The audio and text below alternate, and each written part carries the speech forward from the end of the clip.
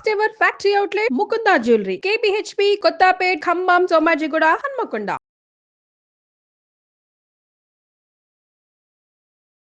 ఇప్పుడు కానీ నేను ఇద్దరిని ఇష్టపడుతున్నాను. ఇప్పుడు తనకి నేను అన్యాయం చేయలేను, నీకు అన్యాయం చేయలేను.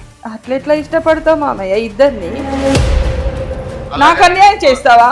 నీకు నచ్చితే ఉండు, లేదంటే లేదు. డైవర్స్ ఇచ్చేరా.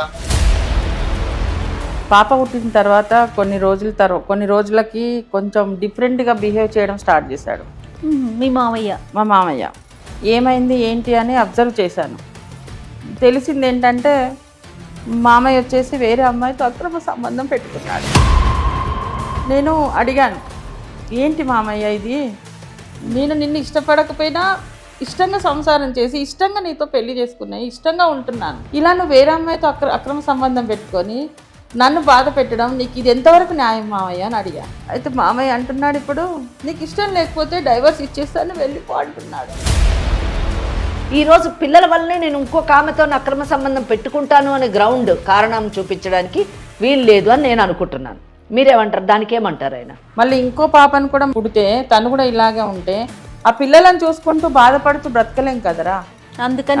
అందుకని నేను ఇంకో ఆమెతో కనాలనుకుంటున్నాను. ఆయన మాటలకి ఏం నిలకడత్వం లేండి. మీరు లేకపోతే కూడా ఉండలేనన్నాడు ఒకప్పుడు. 6 ఏళ్ల తర్వాత ఇంకొక మహిళ వస్తే అంతే కదా, ఆ తర్వాత ఇంకొకరు ఎవరు వస్తే ఆమెను కూడా ఉండలే, నువ్వు అక్కర్లేదు, ఆమె కావాలి, జెడ్ కావాలని అంటాడు. పిల్లలు ఇలా పుట్టినందువలన నేను వంశాన్ని అభివృద్ధి చేయడానికి ఇంకొకళ్ళని ఉంచుకుంటాను లేదా ఇంకొకళ్ళతో అక్రమ సంబంధాన్ని కొనసాగిస్తాను అనేటటువంటి మాట మాత్రం నిజం కాదు. డ్రాపింగ్ వచ్చానని చెప్పాను కదా. నాకు తెలుసు మామయ్య మీరు ఎక్కడికి వెళ్తున్నారో. నీ ప్రాబ్లం ఏంటి ప్రసన్న? తొందరగా రండి మామయ్య ఇంటికి. వస్తానని చెప్పాను కదరా, ఎందుకు? నాకు తెలుసు మామయ్య మీరు దాని దగ్గరికి వెళ్తున్నారు, నాకు తెలుసు. ఏంట్రా దాని దగ్గరికి వెళ్ళేది? ఇంకా మారవా మామయ్య నువ్వు? ఇంకా మారవా? మమ్మల్ని అసలు పట్టించుకోవటమే లేరు, ఎప్పుడు ఆమె దగ్గరికి వెళ్ళిపోతున్నారు మీరు. నువ్వు నాకు అవసరం లేదు, నేను ఎక్కడికి వెళ్తున్నాను నీకు తెలుసు కదా, నువ్వు నాకు వద్దు. అదేంటి మామయ్య అలా అంటున్నారు?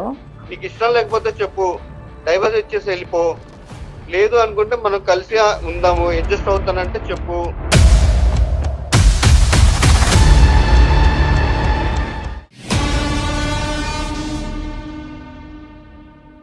ఏవీసీ హాస్పిటల్ సమర్పించు లీగల్ అడ్వైస్ కార్యక్రమానికి స్వాగతం. నాతో పాటు అడ్వకేట్ వెంకటేశ్వరి గారు ఉన్నారు. అమ్మ నమస్తే. నమస్తే అండి. అమ్మ ప్రసన్న అని ఒక ఆవిడ మన దాకా వచ్చారమ్మ.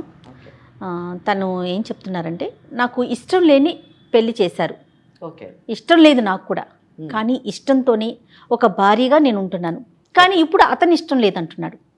నాకేం చేయాలో తెలియట్లేదు. సో లీగల్ అడ్వైస్ కార్యక్రమం ద్వారా నేను మీతో మాట్లాడతాను, మీతో ముఖ్యంగా అడ్వకేట్ మేడంతో నేను మాట్లాడతాను. నాకు ఆ మేడం యొక్క సలహా కావాలనేసి అడుగుతా ఉన్నారు. మరి పలకరించేద్దామమ్మా. నమస్తే అమ్మ ప్రసన్న గారు. నమస్తే అండి. మేడం వెంకటేశ్వరి గారు. చెప్పండి ప్రసన్న గారు. అమ్మ నా పేరు ప్రసన్న, నా హస్బెండ్ పేరు వచ్చేసి సత్యనారాయణ, మాది ఖమ్మం అండి. ఓకే. అమ్మ నాన్నల బలవంతం మీద మేనమామనే పెళ్లి చేసుకున్నాను. అంటే నేను పుట్టగానే మేనమామతోనే పెళ్లి చేయాలి, ఇతనే నీ భర్త అనేసి అమ్మ నాన్నలు బలవంతం చేశారు. ఇష్టం లేకపోయినా నేను చేసుకోవాల్సి వచ్చింది. కాదండి ప్రసన్న గారు, అమ్మ కంటే తమ్ముడు కాబట్టి ఖచ్చితంగా ఉంటుంది, తమ్ముడో మరి అన్నయ్యో. నాన్నగారు కూడా అదే పరిస్థితి? మీ నాన్నగారు కూడా? నాన్న కూడా అదే పరిస్థితి అమ్మా. నేను సాఫ్ట్వేర్ ఎంప్లాయీని. నా హస్బెండ్ చదవలేదు. వాళ్ళ ఇష్ట ప్రకారం నేను మా మామయ్యని పెళ్లి చేసుకున్నాను. అంటే దీనికి కారణం కేవలం మీరు వాళ్ళతో పాటు ఇంట్లో ఉండిపోతారనేనా?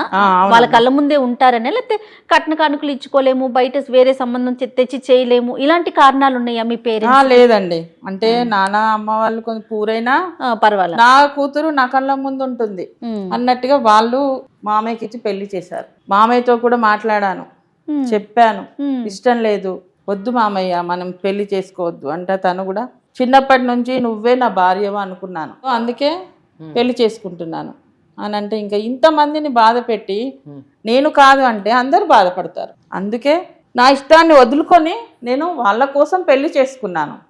కానీ మేడం ఇష్టంతో సంసారం చేశాను. నా హస్బెండ్ అంటే ఇప్పటికీ నాకు ప్రాణం. సంతోషం. ఎందుకంటే మీ మేనమామే కదమ్మా, మేనమామే చాలా బాగా చూసుకుంటాడు. మీరు చిన్న పిల్లే కదా నిజం ఆ, చెప్పాలంటే. నా మామయ్య చేతిలో నేను చిన్న పిల్లని. అతనికి మీకు ఏజ్ డిఫరెన్స్ కూడా చాలా ఉందండి. ఎంత ఉంటదండి? 6 years. పెద్ద గ్యాప్ అని అనుకోవటానికి లేదు. అంటే యూజువల్లీ ఏంటంటే అమ్మ తమ్ముడు అంటే కొంచెం ఏజ్ డిఫరెన్స్ ఎక్కువ ఉంటది అని మనం అనుకుంటూ ఉంటాము. అదేలే. అంటే మేబీ వాళ్ళ మదర్ కి తమ్ముడు చాలా లేట్ గా పుట్టినట్టున్నాడు. ఏజ్ డిఫరెన్స్ ఎక్కువ లేదు కాబట్టి వాళ్ళు చెయ్యాలని అనుకున్నట్టున్నారు ఈ కేసులో. ఈ కేసు మటుకు చెప్పండి అమ్మా. 2 years తర్వాత ఒక పాప పుట్టింది. ఓకే. తను హ్యాండిక్రాఫ్ట్. ఇంకా అది ఒక బాధ ఎక్కువ. అంటే ఎందుకంటే ఒకటి జయ, ఇక్కడ హ్యాండిక్యాప్డ్ అని చెప్పగానే నేను పెద్ద ఏమి షాక్ కాలేదు. ఎందుకంటే మేనమామని చేసుకోవడం వల్ల వచ్చేటటువంటి మెడికల్ ప్రాబ్లమ్స్లోని ఇది ఒక ప్రాబ్లం. ఇక్కడ మీరు గమనించండి, ఆ అమ్మాయికి ఇష్టం లేకపోయినా పెళ్లి చేసుకుంది. పెళ్లి చేసుకుంది కాబట్టి ఆ మేనమామ దానికి తగ్గట్టుగానే మంచిగానే చూసుకున్నాడు, పసిపాపలా చూసుకున్నాడు అని చెప్తుంది. 2 ఏళ్ల తర్వాత వీళ్ళకి ఒక పాప కూడా పుట్టింది. ఆ పాప అన్ఫార్చునేట్లీ హ్యాండిక్యాప్డ్ కావడం ఇక్కడ నుంచి నిజం చెప్పాలంటే tragedy in the life start అయ్యింది.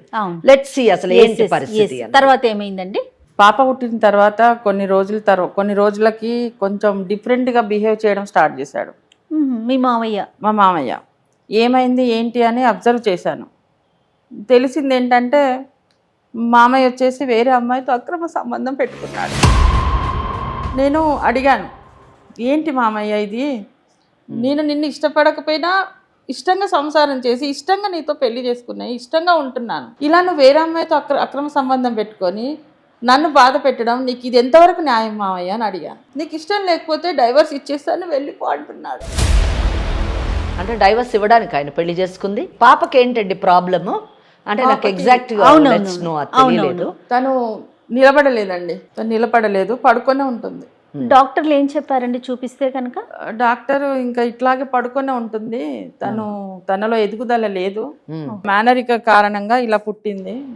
అఫ్ కోర్స్ ఇంకా వేరే ఇంకో పుట్టినా కూడా అలాగే పుట్టొచ్చు అని అన్నారు.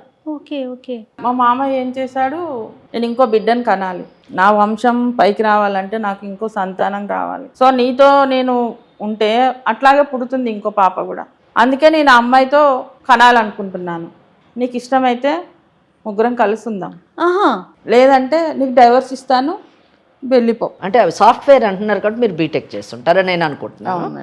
మరి మీరు మ్యారేజ్కి ముందు అంటే చదువుకున్నవారు కాబట్టి, ముఖ్యంగా టెక్నాలజీ సైన్స్ ఇవన్నీ కూడా బాగా తెలిసినటువంటి వారు కాబట్టి, మీరు మ్యారేజ్కి ముందు ఇలాగ మేనమామని పెళ్లి చేసుకుంటే పుట్టేటటువంటి పిల్లలు అవయవ లోపం కానివ్వండి, మానసిక లోపంతో కానివ్వండి పుట్టేటటువంటి అవకాశం ఉందని ఇటు మీరు తల్లిదండ్రులకు కానివ్వండి, మీరు మీ మేనమామకు కానివ్వండి మీరు చెప్పలేదా?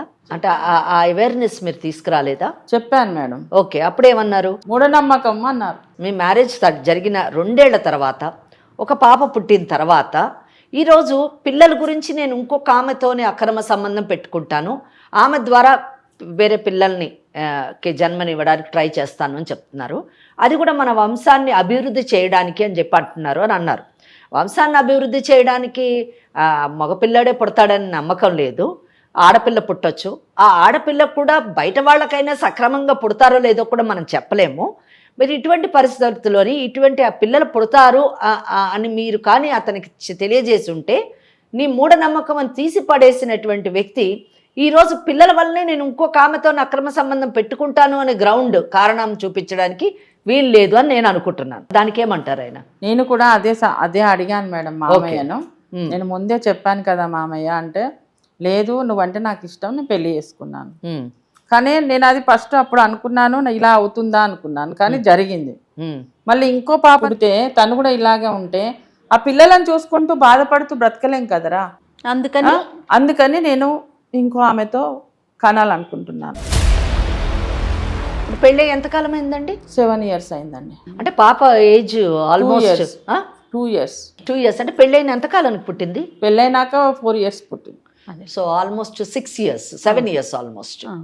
సో 4 years తర్వాత పుట్టింది. ఎందుకు 4 years మటుకు మీకు చిల్డ్రన్ లేరు? అంటే అప్పుడు కొంచెం ఈ స్టడీ పర్పస్, జాబ్ పర్పస్ ఇదంతా ఉండే మేడం.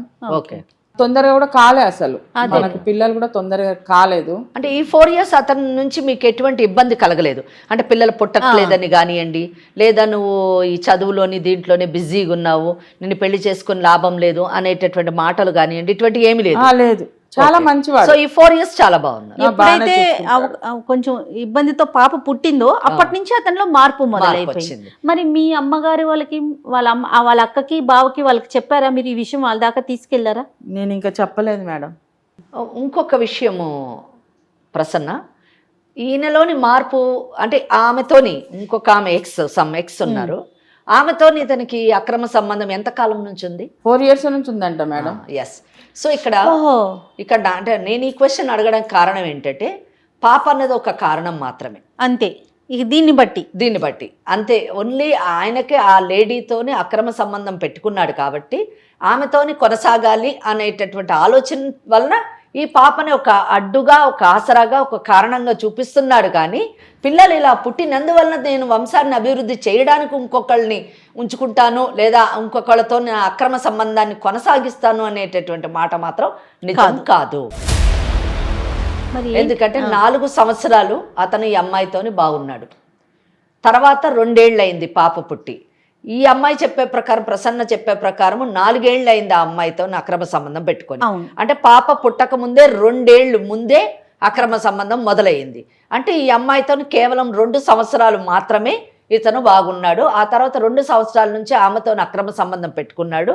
2 సంవత్సరాలు కొనసాగింది. ఆ తర్వాత పాప పుట్టడము, ఆ పాప ఈ రోజున ఆల్మోస్ట్ 3 years అవ్వడము, ఇదంతా ఈ 4 yearsలోని ఈ was associated with that lady.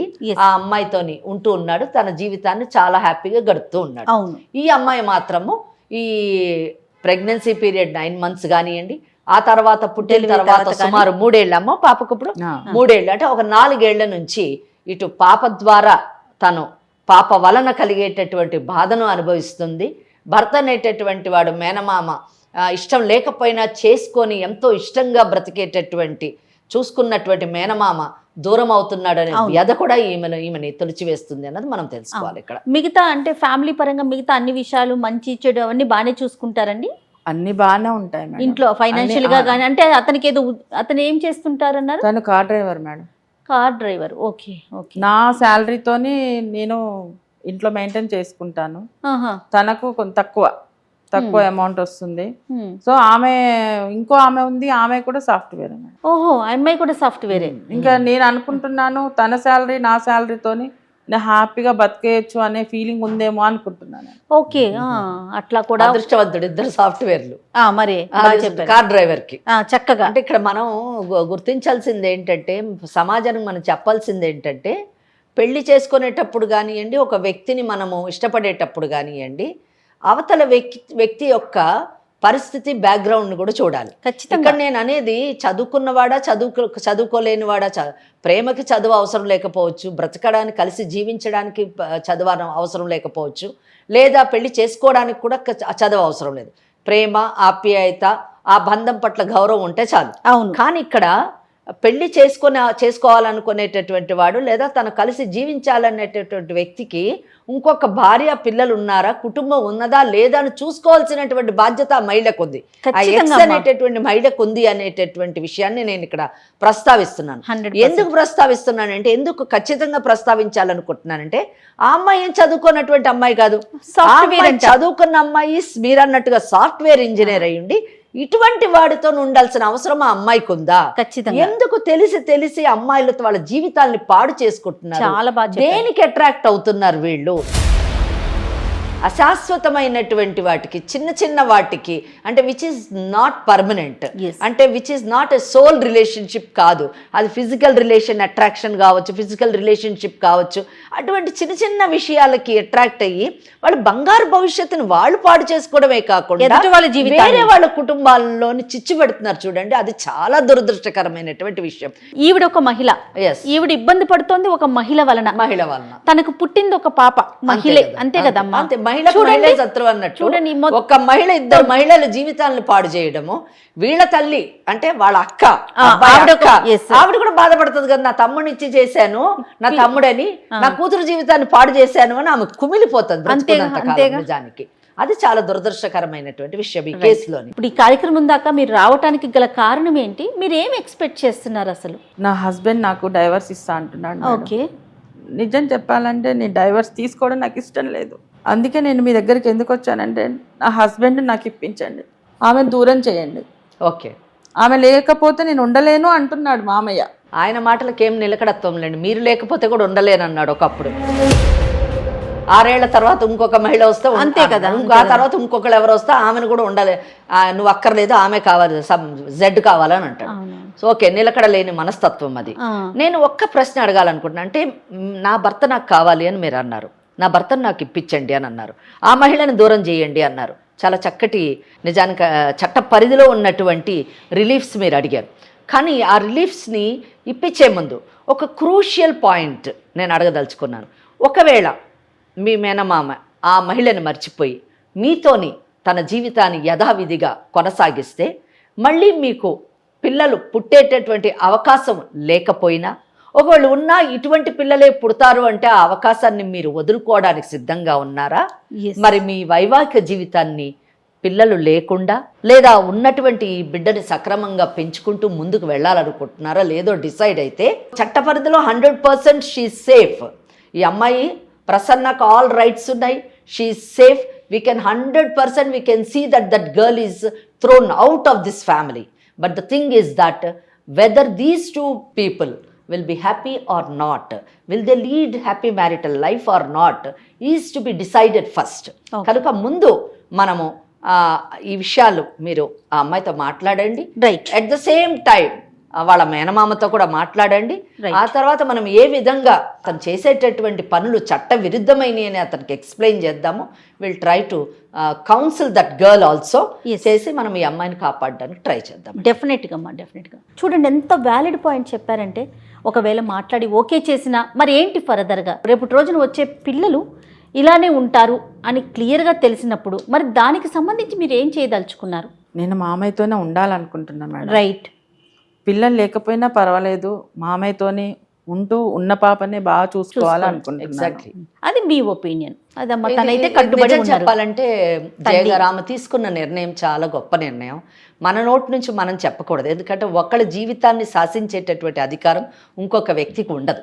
ఇక్కడ భార్యాభర్తలు అంటే తల్లి తండ్రి ఇద్దరు కూడా వేరైతే ఆ చిన్నారి జీవితం ఎలా పోతుంది?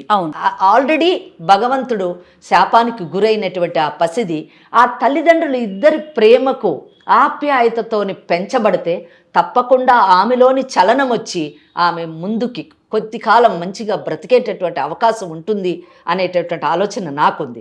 ఈ విషయంలోని నిజం చెప్పాలంటే ఫాదర్ ఎవరైతే సత్యనారాయణ ఉన్నారో ఆ సత్యనారాయణ దయతోని ఆలోచించాలి, కరుణతోని ఆలోచించాలి, బాధ్యతతోని ఆలోచించాలి. తను ఒక తండ్రి అన్న విషయాన్ని మర్చిపోకుండా ఇక్కడ మేనగోడల కంటే కూడా తన కడుపును పుట్టినటువంటి బిడ్డ గురించి అవసరమైతే ఎంత త్యాగమైనా ఆయన చెయ్యాలి. నిజం చెప్పాలంటే చేసేటటువంటి పరిస్థితికి మనం ఆయనను తీసుకొని రావాలి. డెఫినెట్గా మీరు ఒకసారి కాల్ చేయమంటారా? తప్పకుండానండి. ఓకే, మీరు ఇక్కడ దాకా వస్తున్నట్టు తెలియదేమో బహుశా. చెప్పలేదు మేడం. ఓకే, ఒకసారి చెప్పండి. ఇట్లా లీగల్ అడ్వైస్ కార్యక్రమానికి వచ్చాను, మనతో పాటు మేడం ఉన్నారు, అడ్వకేట్ మేడం కూడా ఉన్నారు అని చెప్పి మాట్లాడండి. ఒకసారి ముందు మీరు మాట్లాడండి, ఆయన ఏమంటారో చూద్దాం. కాల్ చేస్తారండి.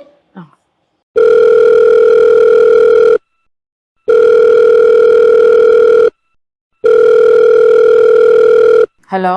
హలో, చెప్పరా ప్రసన్న? ఎక్కడున్నారు? నేను డ్రాపింగ్ వచ్చాను ప్రసన్న. ఎప్పుడు వస్తారు మామయ్య ఇంటికి?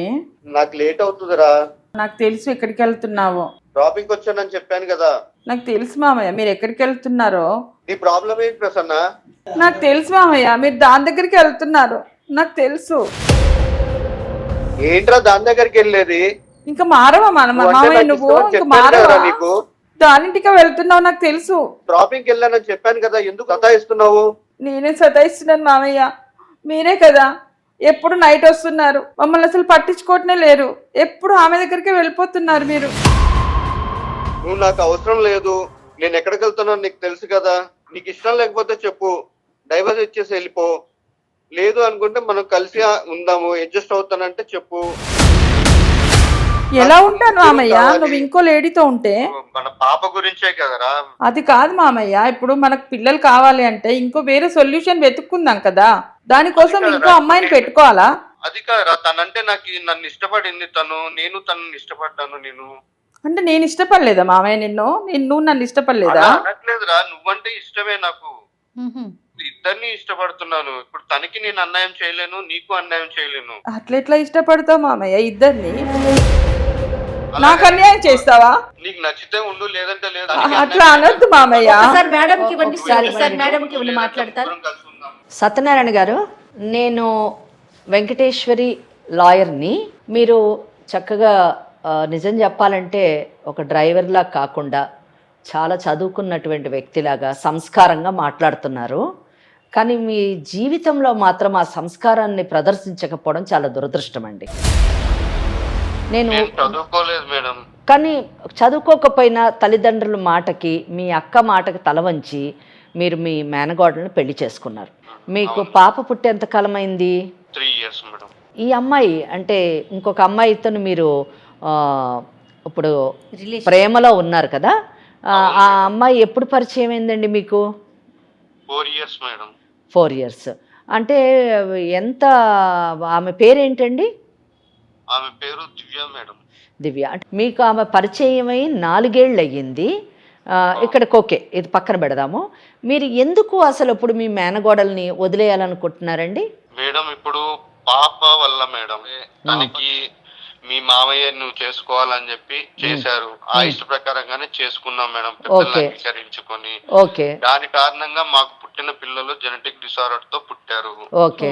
నేను కొందరు తెలిసిన డాక్టర్ వాళ్ళతోటి కొంచెం అంటే క్యాబ్ లో పరిచయం వస్తువులు వాళ్ళతోటి మాట్లాడితే వాళ్ళు చెప్పారు, ఇలాగ మీరు ఇంకో ప్లాన్ చేసినా నెక్స్ట్ దానికి పుట్టే అవకాశం ఉంటది అని అన్నారు.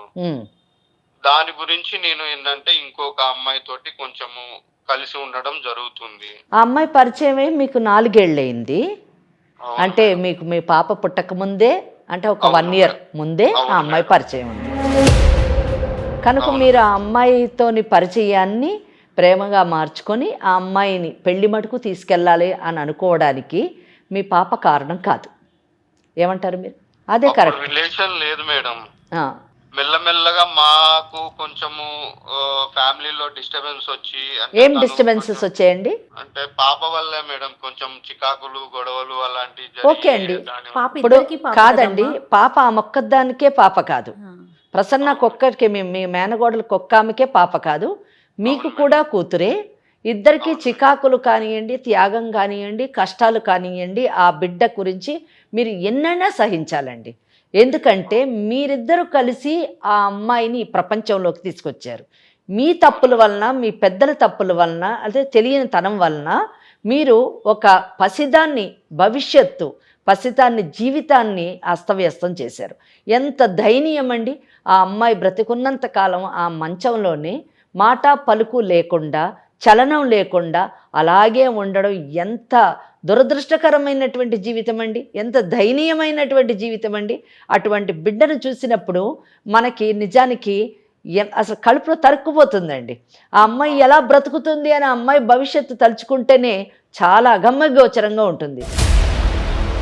అటువంటి బిడ్డను మీరు పెంచి పెద్ద చేసి కళ్ళల్లో పెట్టుకొని, కడుపులో పెట్టుకొని కాపాడవలసింది పోయి ఆమె పాటిని ఆమెను వదిలేసి మీరు ఇంకొక మహిళతోని ప్రేమగా నడపడం అన్నది ఎంత ఒక బాధ్యత కలిగినటువంటి తండ్రి చేయాల్సిన పనేనా అండి? ఎంత దురదృష్టం అండి. ఏమండి, సాధారణంగా చాలా ప్రాంతాల్లోని మేనమామ అంటే తండ్రితో సమానం అంటారండి. ఇక్కడ మీ తల్లిదండ్రులు అంటే మీ అక్క ఏవైనా కారణాలు కావచ్చు, వినండి, కారణాలు ఏమైనా కావచ్చు, తన బిడ్డని మీ చేతిలో పెట్టింది, మీరు బిడ్డగా చూసుకుంటారని. ప్రసన్న కూడా తను మాట్లాడినప్పుడు మా మావయ్య నన్ను కన్న బిడ్డలా చూసుకున్నాడు అని చెప్పింది. 2 సంవత్సరాల పాటు చక్కగా చూసుకున్నాడు అని చెప్పింది. అలా చూసుకున్న మీరొక తండ్రి అయినప్పుడు, అంటే మీ మేనగోడలనే బిడ్డగా చూసుకున్న మీరు, మీ కడుపును పుట్టినటువంటి బిడ్డని ఇంకా అద్భుతంగా ప్రేమగా చూసుకోవాల్సినటువంటి మీరు ఆ బిడ్డని వదిలేసి, అలా అంతేకాకుండా బిడ్డలాంటి మీ మేనగోడల్ని విడాకులు తీసుకొని వెళ్ళిపో అని అనడము ఏమండి? మనుషులు మానవత్వం ఉన్నటువంటి ఏ తండ్రి అయినా చేసేటటువంటి పని అండి? చెప్పండి మీరే. మరి ఏం చేయను మేడం? చేయడానికి చాలా ఉందండి. ఏమి చెయ్యాలి అని అనొద్దండి. ఏమి చెయ్యాలి అనే ప్రశ్నించేటటువంటి పని మీరు చేయట్లేదు. ఏమి చెయ్యాలి అని ప్రశ్నించడానికి మీకు ఆ హక్కు లేదు. ఆ ప్రశ్నకి సమాధానం మేము ఇవ్వగలము. ఏం చెయ్యాలంటే ఆమెను వదిలేయాలి. ఎందుకంటే ఇప్పుడు ఆమెమి తల్లి కాలేదు, ఆమె జీవితం లేకుండా లేదు. నాకు ప్రసన్న చెప్పింది, ఆ అమ్మాయి ఒక బీటెక్ చదివినటువంటి అమ్మాయి సాఫ్ట్వేర్ ఇంజనీర్లకు పనిచేస్తుంది అని చెప్పారు. మీరు ఆ అమ్మాయికి అన్యాయం చెయ్యను అని అంటున్నారు దివ్యాకి. మీరు చేస్తుంది అన్యాయమేనండి. ముగ్గురు కలిసి ఉందాము అని అంటున్నారు, మీరు ముగ్గురు కలిసి ఉండడానికి అవకాశం ఉండదండి. అందుకే మీరు ఈ అమ్మాయిని డైవర్స్ ఇమ్మని చెప్తున్నారు. ఇక్కడ మీరు మేనగోడలకు డైవర్స్ ఇస్తే మేనగోడలతో పాటు కన్న కూతురుకు కూడా మీరు అన్యాయం చేసిన వాళ్ళు అవుతారు. మేనగోడలకు అది కాదండి సొల్యూషన్. అక్కడ ఆ అమ్మాయిని వదిలేస్తే ఆ అమ్మాయికి బంగారు భవిష్యత్తు ఉంది. ఆ అమ్మాయికి తగినట్టు ఆ స్థాయిలోనే ఆమె ఇంకొకరిని పెళ్లి చేసుకొని అద్భుతమైనటువంటి జీవితాన్ని ఆమె జీవించగలదు. అదే మీరు కానీ ఆ అమ్మాయిని పెళ్లి చేసుకుంటే ఆ అమ్మాయికి పెళ్లి అనే స్టేటస్ ఉండదు, భార్య అనేటటువంటి గౌరవం ఈ సమాజంలో లభించదు. చట్టపరంగా ఆమె ఎప్పటికీ మీకు భార్య కాలేదండి. ఇంకొక విషయం చెప్తున్నానండి, జాగ్రత్తగా వినండి. మీరు పెళ్లి చేసుకోవాలని అనుకున్నారు, మీరు అన్నారు డాక్టర్స్ నేను కన్సల్ట్ చేశాను, మళ్ళీ పిల్లలు పుడితే కూడా ఇలాగే పుడతారు అని చెప్పారు అని అన్నారు. ఏమండి డాక్టర్స్ ఎందుకండి? మీ మేనగోడలే పెళ్లికి ముందు చెప్పింది, ఇలాంటి మేనరికాలు పెళ్లి చేసుకుంటే పుట్టేటువంటి పిల్లలు అస్తవ్యస్తంగా పుడతారు అని చెప్పినప్పుడు అవన్నీ మూఢనమ్మకాలను మీరే కొట్టేశారు కదండి కదా. ఎందుకండి ఏ తప్పు కామకి మీరు శిక్ష వేస్తున్నారు? మీ మేనగోడలకి చదువుకున్నందుకు శిక్షణ, మీ అక్క కడుపును పుట్టినందుకు శిక్షణ, తల్లిదండ్రుల మాట విని తల వంచుకొని మిమ్మల్ని పెళ్లి చేసుకున్నందుకు శిక్ష పడాలా, లేదా మీతోని ప్రేమగా ఇన్ని సంవత్సరాలు కాపురం చేస్తున్నందుకు శిక్ష పడాలా, లేదా తన కడుపున ఇటువంటి బిడ్డ పుట్టి నిత్యము బాధకు లోనవుతున్నందుకు శిక్ష అండి? ఎందుకు శిక్ష అండి? ఎందుకు శిక్ష విధిస్తున్నారు చెప్పండి? కారణం లేకుండా శిక్ష విధించడం ఎంత తప్పండి, అది ఎంత పాపం చెప్పండి. మీరు దివ్యాని కానీ పెళ్లి చేసుకోవాలంటే మీరు ప్రసన్నాని విడాకులు ఇవ్వాల్సి వస్తుంది. ప్రసన్న మీరు విడాకులు ఇవ్వమంటే ఐఎమ్ రెడీ మామయ్య అని చెప్పేసి విడాకులు ఇస్తుంది అని అనుకుంటే మాత్రం అది తప్పండి. ఎట్టి పరిస్థితిలోనే ఆమె మీకు విడాకులు ఇవ్వదు. ఎందుకంటే ఆమె విడాకులు ఇవ్వాల్సినటువంటి అవసరం ఆమెకి లేదు. హలో, వింటున్నారా? వింటున్నాను మేడం. మీరు విడాకులు తీసుకోవాలనుకుంటే మీకు హిందూ వివాహ చట్టం ప్రకారము సెక్షన్ 13 కింద విడాకులు తీసుకోవడానికి కారణాలు చెప్పారండి. ఆ కారణాల్లో ఏ కారణంలో కూడా మీ కేసు పడటం లేదు, మీకు విడాకులు వచ్చేటటువంటి అవకాశము లేదండి. కనుక మీకు విడాకులు రాదు. అంతేకాకుండా మీరు ఒకవేళ విడాకులు తీసుకోను, మీ ఇష్టం ఉన్నట్టు చేసుకోండి, నేను నాకంటూ ఒక చట్టం ఉంది, నా ఇష్టం ఉన్నట్టు నేను చేస్తాను అని అనుకుంటే మాత్రము మీరు సెక్షన్ 82 కింద మీకు 7 సంవత్సరాల శిక్ష, అంటే భార్య బ్రతికుండగా ఇంకొక మహిళను కానీ మీరు పెళ్లి చేసుకుంటే సెక్షన్ 82(1) కింద మీకు 7 సంవత్సరాలు శిక్ష పడుతుందని. శిక్ష పడ్డప్పుడు కట్టుకున్న భార్య కూడా ఆమె జీవితం నాశనం అవుతుంది, ప్రేమించినటువంటి ఆ దివ్య జీవితం నాశనం అవుతుంది. మీరు 7 సంవత్సరాలు జైల్లో ఉండి, ఇప్పుడు 35 ఏళ్ళు ఉండి ఉంటాయి మినిమమ్, మీరు 7 అంటే 42 ఏళ్ళకి బయటకు వస్తారు. బయటకు వచ్చేసరికి ఎవరి దారిని వాళ్ళు పోతారు, మీ జీవితం అస్తవ్యస్తం అయిపోయి ఉంటుందండి. కనుక ఇటువంటి పరిస్థితుల్లోని మీరు ఈ క్రిమినల్ కేసుల్లో పడి ఇటు భార్యకి అన్యాయం చేసి అటు ప్రేమించినటువంటి అమ్మాయికి ఎటు కాకుండా చేసి, నాకు తెలిసి ఆ అమ్మాయి ఏం మీ గురించి 7 ఏళ్ళు వెయిట్ చేయదండి, శుభ్రంగా ఇంకోళ్ళు పెళ్లి చేసుకుని హ్యాపీగా తన జీవితాన్ని తను జీవిస్తుంది. కనుక ఇటువంటి పరిస్థితుల్లోని మీరు ఇటువంటి తప్పుడు నిర్ణయం తీసుకోవడము, చట్టానికి విరుద్ధమైనటువంటి నిర్ణయం తీసుకోవడము, ఏమండి 2 ఉంటాయండి, తప్పు ఒకటి, నేరం ఒకటి. తప్పు చేస్తే పర్వాలేదండి, సరిదిద్దుకోవచ్చు. నేరం చేస్తే సరిదిద్దుకోలేమండి. తప్పుకి శిక్ష మనమే వేసుకుంటాము, నేరానికి శిక్ష చట్టం వేస్తుందండి. అది చాలా కఠినంగా ఉంటుంది, దాన్ని తప్పించుకోవడం చాలా కష్టం. మళ్ళీ సెక్షన్ 82(2) కింద అంటే ఒకవేళ మీరు కానీ మీ భార్య ఉన్న సంగతి ఆ దివ్య నుంచి దాచి మీ పెళ్లి విషయం కూడా దాచిపెట్టి ఆ అమ్మాయిని మోసం చేసి పెళ్లి చేసుకుంటే ఆ అమ్మాయి కంప్లైంట్ వేస్తే 10 సంవత్సరాలు శిక్ష అండి. కనుక ఎందుకండి ఇన్ని శిక్షలు పడాల్సిన అవసరం మీకు లేదు. మీరు చాలా మంచి వ్యక్తి, నాకు తెలుసు, నాకు అర్థమవుతుంది. మీ భార్య చెప్పడమే కాదు, మీ మేనగోళ్ళు చెప్పడమే కాదు, మీ మాట ద్వారా నేను అర్థం చేసుకున్నాను. అన్నిటికంటే మీరు కూడా తల్లిదండ్రుల మాటను కాదనలేక, మీ అక్క మాటను కాదనలేక, తన కూతురు తన కళ్ళ ముందే ఉంటుందని ఆశించినటువంటి మీ అక్క కోరికని నెరవేర్చాలనేటటువంటి కోరికతో మీరు పెళ్లి చేసుకున్నారండి. ఎంత గొప్ప విషయం అండి. ఒక్కటే చెప్తున్నాను, మీరు ఇంత చక్కగా అడిగారు, నాకు చాలా సంతోషంగా ఉంది. 2 పిల్లలకి అంటే మీ మేనగోడలకి మీ కడుపును పుట్టినటువంటి బిడ్డకి అన్యాయం చేయొద్దండి, ప్లీజ్ అన్యాయం చేయొద్దు. ఇంకొక అమ్మాయిని కూడా, ఆ అమ్మాయి జీవితం కూడా నాశనం చేయొద్దండి. ఎందుకంటే మీ మేనకోడలు బీటెక్ చదువుకున్నటువంటి మిమ్మల్ని పెళ్లి చేసుకొని తను సంపాదిస్తూ తను కాస్త కూస్తో ఆర్థికంగా మీ కుటుంబానికి సహకరిస్తూ మీ ఒక బిడ్డకి జన్మనిచ్చిందండి. ఆ బిడ్డకి మీ ఇద్దరూ కావాలండి. తండ్రి ఆలన పాలన కావాలి, తల్లి ప్రేమ ఆప్యాయత కావాలండి. ఈ 4 ఆ అమ్మాయికి ఇవ్వండి. ఆ బిడ్డకి ఎలాగూ భగవంతుడు అన్యాయం చేశాడు, మీరు అన్యాయం చేయొద్దండి. మీరిద్దరూ కలిసి చక్కగా ఆ బిడ్డని పెంచుకోండి. నాకు అమ్మా నాన్న ఉన్నారు అనే ఒక తృప్తినన్నా ఆ బిడ్డకు మిగల్చండి. ఆ బిడ్డని కనీసం మానసికంగా మీ పెంపకంలోని చక్కగా పెరిగేటటువంటి అవకాశాన్ని కల్పించండి.